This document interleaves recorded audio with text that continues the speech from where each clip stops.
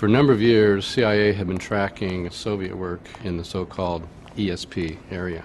And they're really concerned because the Soviets, including the KGB, were spending millions of dollars every year on this kind of phenomena.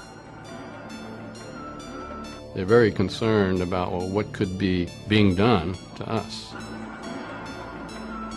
They were specifically interested in whether individuals could extract information or get information from remote sites or from hidden material.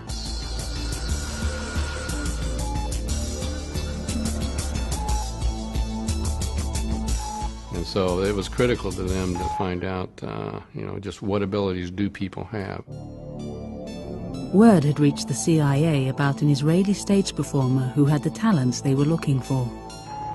Uri Geller was brought to the prestigious Stanford Research Institute in San Francisco for testing.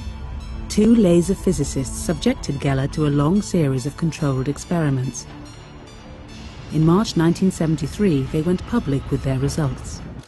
This film describes a 5-week investigation with Uri Geller, a young Israeli. Nothing has been restaged or specially created. The film contained some astonishing claims. The scientists said that time after time, Geller was able to telepathically detect a hidden object. You will note he is very pleased with finding this target. Using his psychic powers, he was apparently able to change the weight of a piece of metal.